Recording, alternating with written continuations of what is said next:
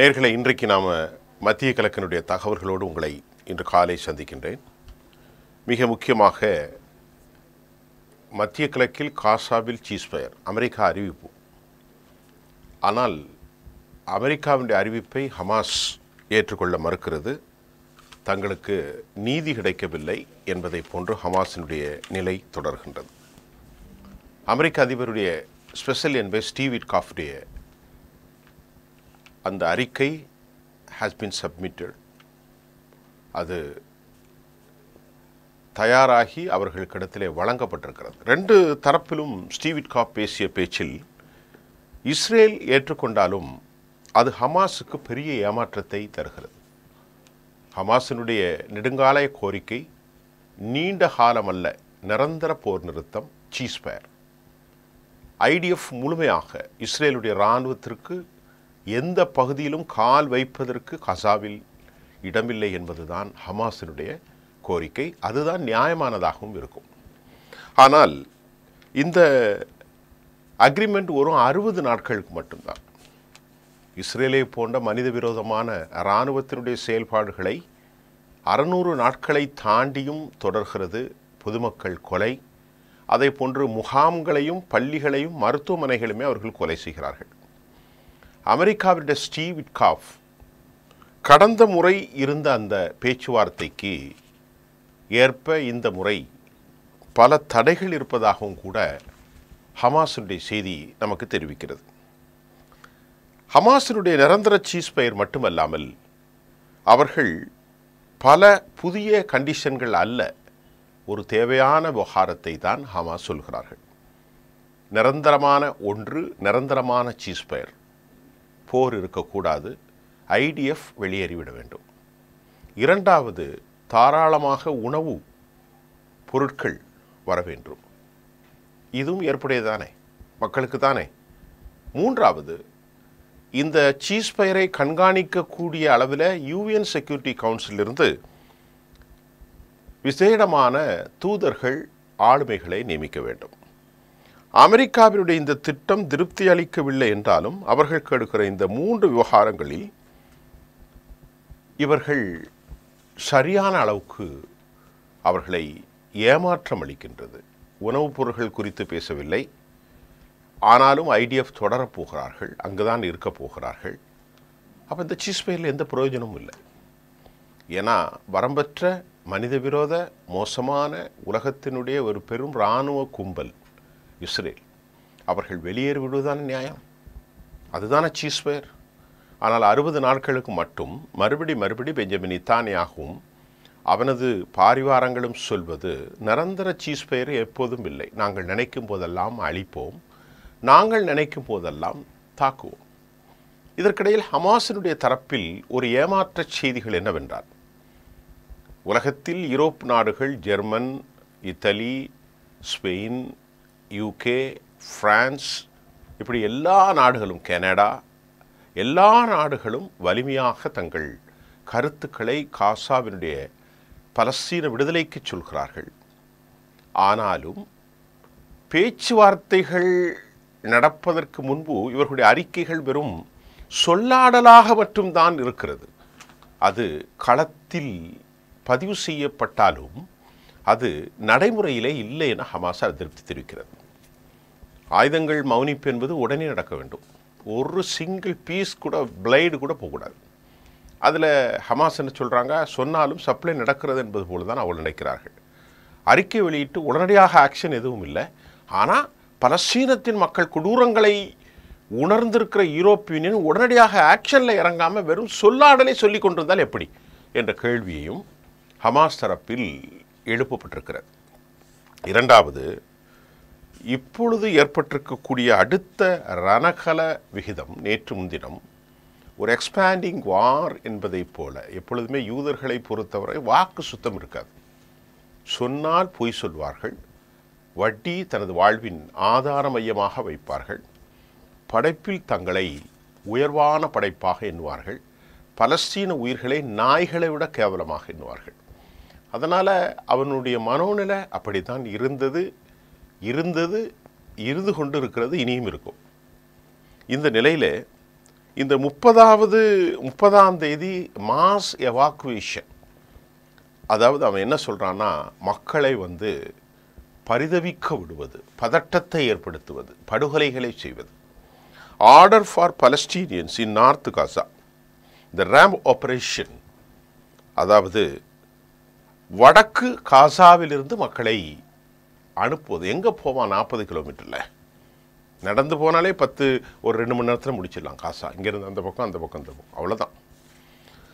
இப்போ இந்த இடத்துல ஜபாலியா, சுஜாயா, அட்டாரா, தாரக், ஜெய்தூனா மற்றும் மக்கள் மேற்கு பக்கமாக விரட்டப்படுகிறார்கள். வடக்கிலிருந்து ரொம்ப ஒரு டேஞ்சரஸான ஒரு ஜோனாக அது மாறி இருக்கிறது. ஒரு காம்பேட் ஜோனாக அது உருவெடுத்திருக்கிறது. இதற்கிடையில் பென் கவீர் என்ற ஒரு அரக்கன், ஒரு தேசிய பாதுகாப்பு மினிஸ்டராக இருக்கிறான். அவனை போன்ற மோசமான ஒருவனை உலகம் இனி கண்டிருக்காது. அவன்தான் அங்குடைய தேசிய பாதுகாப்பு அமைச்சர் என்று வேறு சொல்கிறான். 30ஆம் தேதி இந்த முகாம்களை அவன் என்ன சொல்கிறான்? முழுமையாக அழியுங்கள், ஈவு இரக்கம் இல்லாமல் மக்களை நீங்கள் தாக்குதல் நடத்துங்கள். ஹமாஸ் என்றால் என்ன? ஹமாஸின் பேரில் பொதுமக்களை கொலை செய்வது. மே 30 என்ன சொல்கிறான்னா, நேற்று த ஃபுல் ஸ்கேர் மிலிட்ரி காசா காலி செய்ய வேண்டும். ட்ரூஸ் ஃபெயிலியர் ஆச்சுன்னா, பேச்சுவார்த்தை நாம் சொல்கிற கண்டிஷன் அப்ளை ஆகலைன்னா அவர்கள் ஒருவர் கூட உயிரோடு தப்பக்கூடாதுங்கிற மாதிரி சொல்கிறாங்க. இப்போ அந்த ட்ரூஸில் என்ன இருக்குது? இராணுவம் அங்கே தான் இருக்கும், சாப்பாடு மட்டுப்படுத்தப்படும், 700 வண்டி தேவை, 30 வண்டி தான் கொடுப்பாங்க. அதுலேயும் பல விஷயம் நடக்க போகுது. இந்த மாதிரி உலகத்தில் ஒரு நாகரிக சமூகத்தில் இவ்வளவு கொடுமை எங்கேயும் நீங்கள் பார்த்ததில்ல தோழர்களே. இப்போ நாம் சொல்கிறது இதை ஒரு புனையப்பட்டதல்ல, செய்திகளினுடைய பின்னணி. பிரான்ஸ் மறுபடி பேசுது. ரொம்ப மனிதநேயம் இல்லாத ஒரு சூழலை ஏற்படுத்தி இருக்கிறார்கள் என ஒரு பேச்சும் குரலாக இம்மானுவேல் மேக்ரான் மட்டும்தான் இருக்கார். வேறு யாரும் பெருசாக பேசுகிறதில்ல. மனிதாபிமான உதவி தனக்கு கிடைப்பதற்கு கூட யூதர்கள் எதிர்க்கிறார்கள் என்ற பிரான்ஸ், மிக மோசமான மக்கள் தங்குவதற்கு கூட இடமில்லாத ஒரு இடமாக காசா மாறியிருப்பதாகவும் கூட அவர் தனது வருத்தத்தை பதிவு செய்திருக்கிறார். இது காசாவை பற்றிய செய்திகள். இதற்கிடையே இந்த தாக்குதலில் யூத படைகள் ஏராளமான பேர் கொல்லப்பட்டு கொண்டே இருக்கிறார்கள். 150க்கும் மேற்பட்டவர்கள். 77வது பெட்டாலியனில் 188வது படைப்பிரிவு ஆர்மர் பிரிகேட்ஸ் அவங்க ரொம்ப சீரியஸாக தாக்குதலை நடத்தியிருக்கிறார்கள். இது தெற்கு காசாவில் மே 29 நடந்த சம்பவம்.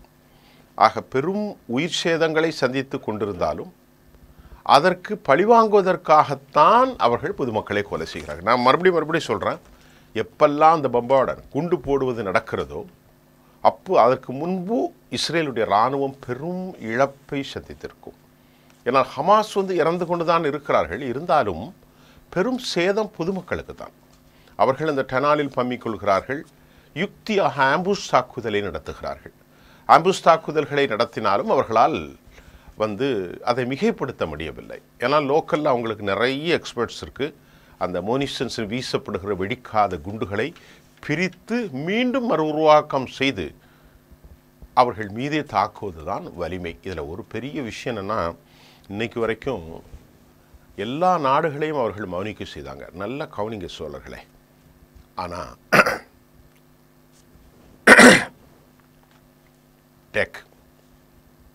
இன்றைக்கு வரைக்கும் எல்லா நாடுகளையும் அவர்கள் மௌனிக்க செய்தார்கள். ஆனால் ஹமாஸை மட்டும் வெற்றி கொள்ள முடியல. ஏன் அப்படிங்கிற ஒரு கேள்வி எழுகிறது.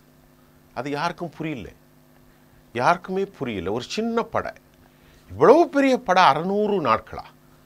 நீங்கள் சொன்னீங்கன்னா ஒரு சின்ன மாநகராட்சி தான், ஒரு பேரூராட்சி நகராட்சி அளவுக்கு தான் இருக்கும். ஒரு சின்ன கிராமங்கள், மக்கள் தொகை ரொம்ப கொஞ்சம் கொண்ட, எந்த அடிப்படை வசதியும் இல்லாத, எந்த வாகனங்களும் எந்த ஆயுதங்கள் கிடங்குகளும் இல்லாத ஒரு சின்ன படை ரெபல்ஸா.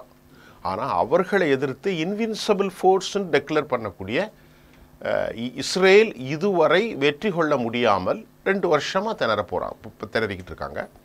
இப்போ அவங்க இப்போ மாசிவ் அட்டாக்கு என்ன போட்டாலும் ஏதோ ஒரு அற்புதம் நடக்கிறது. தோல்வி தான். இன்னும் அவர்கள் எத்தனை கொலைகள் செய்தாலும் இந்த 1.5 வருஷத்துக்கு மேலே நடந்ததை இனி 2.5 வருஷத்தில் ஒன்றும் செய்ய முடியாது.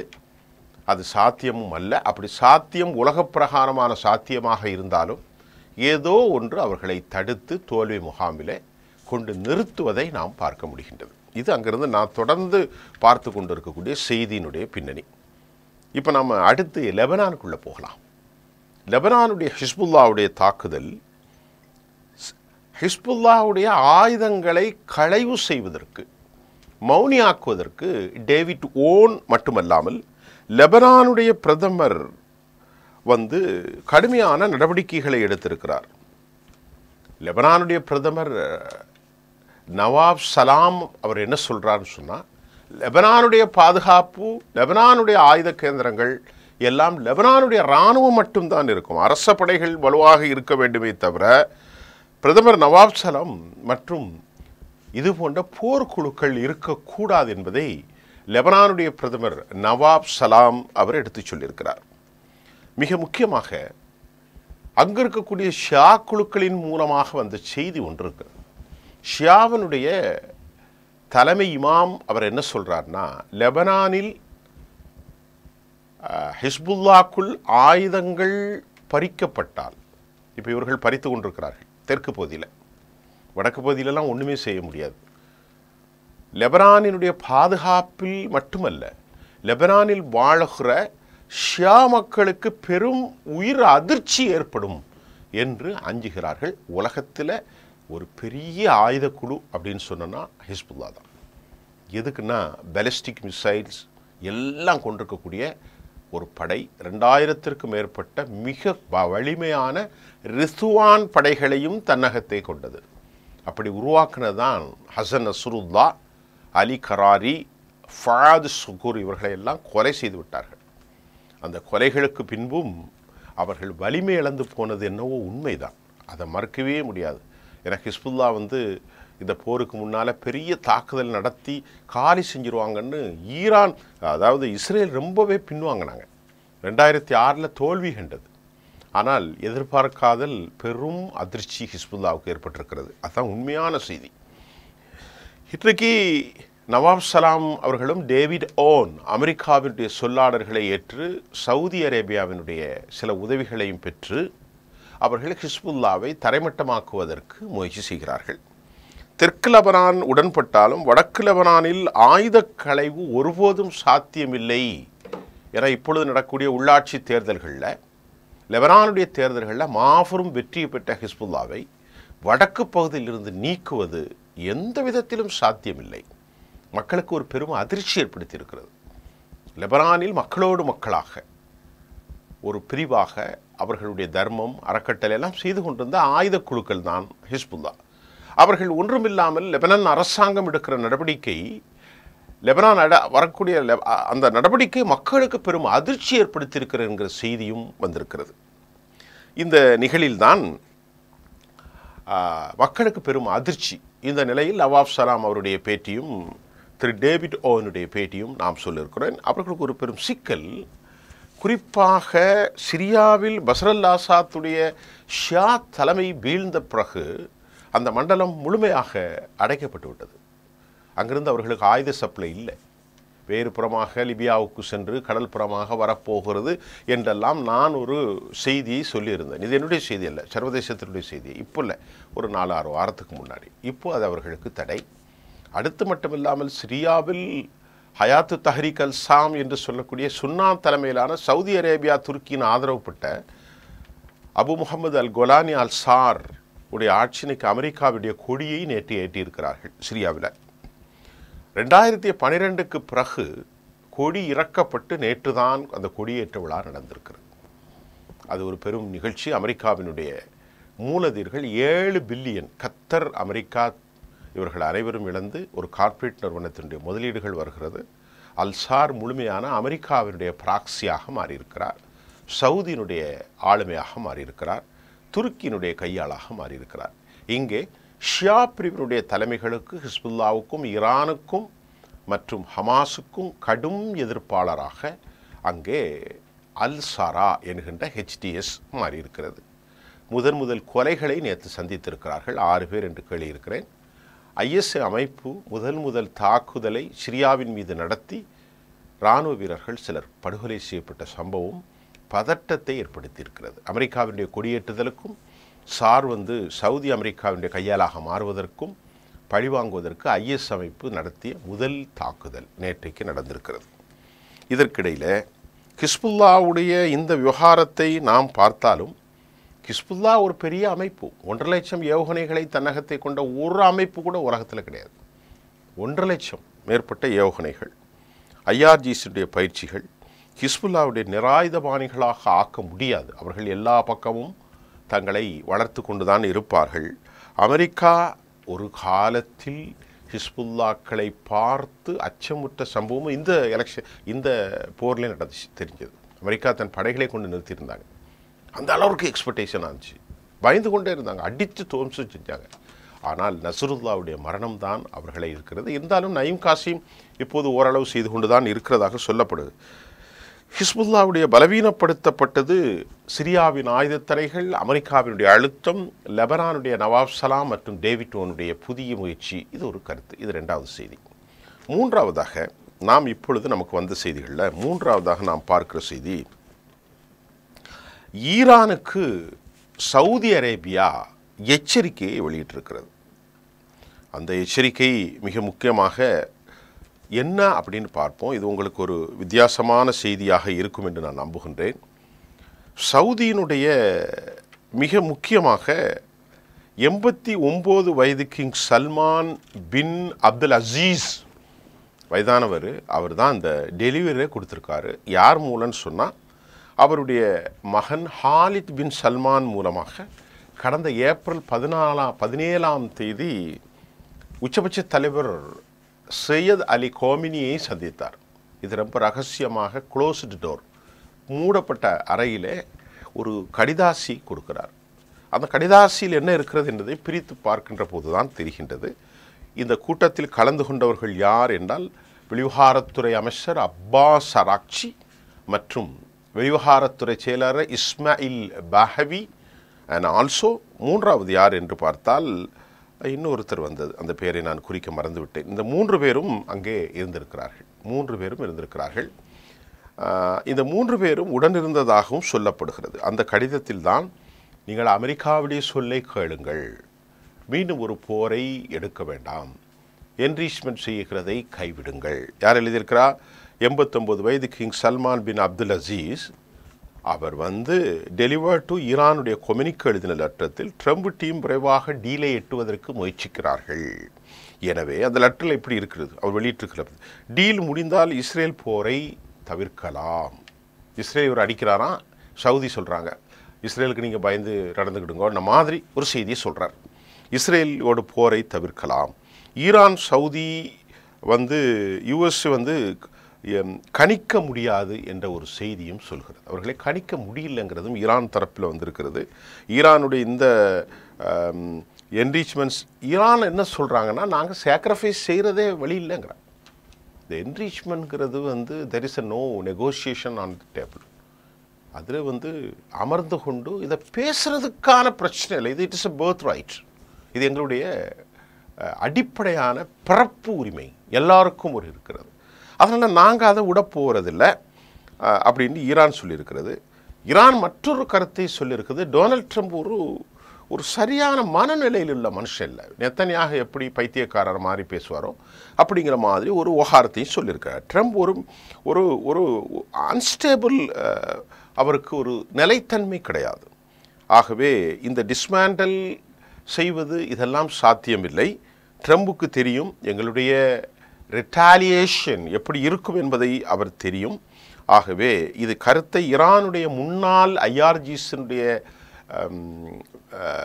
கமாண்டர்ஸ் மோசின் ரெசாலி அவர்கள் தெரிவித்திருக்கிறார். கருத்தையும் நாம் உங்களுக்கு சொல்லிக் கொள்கிறோம்.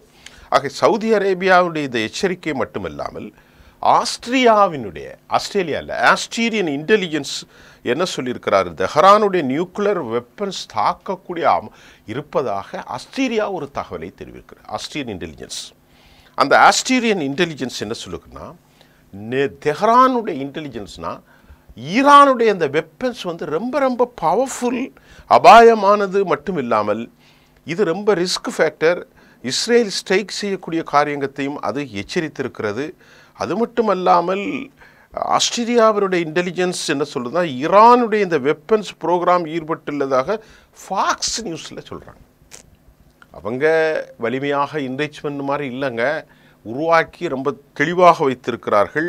ஆகவே பேச்சுவார்த்தைக்கு இடையே கூட, பேச்சுவார்த்தை ஒரு பக்கம் போய்கிட்டு இருக்கு. ஃபாக்ஸ் நியூஸில் என்ன செய்தி சொல்கிறாங்கன்னா, அமெரிக்கா பேசி கொண்டிருக்கிற போதே ஈரான் இந்த நியூக்ளியர் வெப்பன்ஸ் ப்ரோக்ராம்ஸில் ஈடுபட்டிருப்பதாகவும், ஈரான் நியூக்ளியர் ப்ரோக்ராம்ஸ் ரொம்ப அட்வான்ஸ்டானது ஒன்று, லோக்கல் பழைய மாதிரி இல்லை அப்படிங்கிறதையும் ஆஸ்திரியன் இன்டெலிஜென்ஸ் சொன்னதாக ஃபாக்ஸ் நியூஸ் செய்தி வெளியிடுறது. இந்த ஈரானுடைய நியூக்ளியர் ப்ரோக்ராம் ரொம்ப அட்வான்ஸ் மட்டுமல்ல, அந்த வெப்பன்ஸ் டெவலப்மெண்ட் ரொம்ப ரொம்ப ரொம்ப advanced, nuclear programs well advanced என மறுபடியும் இன்டெலிஜென்ஸுடைய கருத்து பதட்டத்தை ஏற்படுத்தி இருக்கிறது. அது மட்டும் இல்லாமல் அவருடைய பலிஸ்டிக்ஸ் மிசைலில் திட்டத்தை ஒன்று ஆஸ்திரேலியா என்ன சொல்லுதுன்னா, அது நீண்ட தூர பலிஸ்டிக், இப்போ ஷார்ட் டைம் இல்லை. 2000னா கர்சோஜ், அதாவது இந்திய பெருங்கடலில் இருக்கக்கூடிய டிகோ கர்சியாவுக்கு அவங்க குறி வச்சா, அங்கே B-2 பாம்பர்ஸ் இருந்தால் அதில் அந்த அந்த பலிஸ்டிக்ஸுடைய ஹெட்டில் இந்த நியூக்ளியர் வெப்பன்ஸை வைக்க முடியும், வைப்பதற்கு அவர்கள் திட்டம் இருப்பதாகவும் கூட ஃபாக்ஸ் நியூஸுக்கு பலிஸ்டிக் மிசைல்ஸ் வார்ஹெட் இந்த நியூக்ளியர் பொருத்த வாய்ப்பு இருப்பதாகவும் செய்திகள் வந்திருக்கிறது. மறுபடியும் ஒரு கருத்தை சொல்கிறாங்க, ஈரானுடைய இந்த வெப்பன்ஸ் ரொம்ப பவர்ஃபுல், அட்வான்ஸ், சொஃபஸ்டிகேட்டட், எவாஷன், ரொம்ப அவன் கருத்து அப்படி தந்தது. இந்த ஈரானுடைய இந்த வெப்பன்ஸ் வெரி சொஃபாஸ்டிகேட்டட் எவாஷன் நெட்வொர்க். அது மட்டும் இல்லாமல் இவங்க இதை தயார் பண்ணுது ரஷ்யாவுக்கு ரொம்ப பெரிய பெனிஃபிட் அப்படிங்கிறாங்க ஃபாக்ஸ் நியூஸில். ரஷ்யாவுக்கும் அவர்களும் ரொம்ப உடலும் சதையுமாக ஏதோ சொன்ன மாதிரி இருக்கிறாங்க அப்படின்னு சொல்லியிருக்கிறாங்க. இந்த அசஸ்மெண்ட் வந்து ஈரான் வந்து கண்டனம் தெரிவிச்சிருக்கிறது. அது எப்போது அப்படித்தானே. ஆகவே இந்த சூழ்நிலையில் இன்றைக்கு நாம் ஈரானுடைய அட்வான்ஸ்டு வெப்பன்ஸ் குறித்து அமெரிக்கா ஏன் பயப்படுகிறது என்பதற்கு இந்த ஆஸ்திரியன் இன்டெலிஜென்ஸ் ஒரு தகவல். ஹிஸ்புல்லாவை ஆயுதம் இல்லாமல் ஆக்கலாம் என்று பல முயற்சி செய்கிறார்கள். எல்லா விதமான உளவுத்துறை ரிப்போர்ட்டும் கொடுப்பது. இதில் பெரிய கேவலம் என்னென்னா, லெபனானை வந்து முழுமையாக அவர்கள் கையில் கொண்டு வந்துட்டாங்க அமெரிக்கா. லெபனானுக்கு உளவுத்துறை விவகாரத்தை கொடுப்பதே இஸ்ரேல் தான், சரியா? இஸ்ரேல் இந்த மண்டலம் முழுமையாக சவுதி அரேபியாவுடைய கிங் சல்மான் அப்துல் அசீஸுடைய லெட்டர், அது மட்டும் இல்லாமல் அரபுகள் முழுமையாக அமெரிக்காவினுடைய ஆள்களாக மாறியிருக்கிறார்கள், இன்க்ளூடிங் சிரியா வரைக்கும். அப்போ எஞ்சிய ஷியா தலைமை ஹவுதிகள், ஹமாஸ், ஹிஸ்புல்லா, ஈரான் இவ்வளோ தான் இருக்காங்க. இதில் ஹிஸ்புல்லா ஆயுதங்கள் கிடைக்காத ஒரு நிலையில் இருக்கிறாங்க. ஆக ஹவுதிகள் தங்களால் முடிந்த இழப்புகளை சந்தித்து கொண்டு அவர்கள் தாக்கி கொண்டிருக்கிறார்கள். ஹமாஸை காப்பதற்கு யாரும் இல்லை. ஒரு சிறிய குழு ஒரு சிறிய மண்டலத்தில் ஒரு 20 லட்சம் மக்களோடு உயிர்களோடு போராடி கொண்டிருக்கிறார்கள். இதுதான் இன்றைக்கு உண்மையான நிலை. இப்போது இந்த மாசிவ் அட்டாக் இஃப் ஃபெயில், சீஸ் ஃபெயில் ஆனால் அவனை ஃபுல்லாக துவம்சம் செய்யணுன்னு பென்கேவிர் சொல்லியிருக்கான். நடவடிக்கைகள் படுமோசமாக இருக்கின்றது.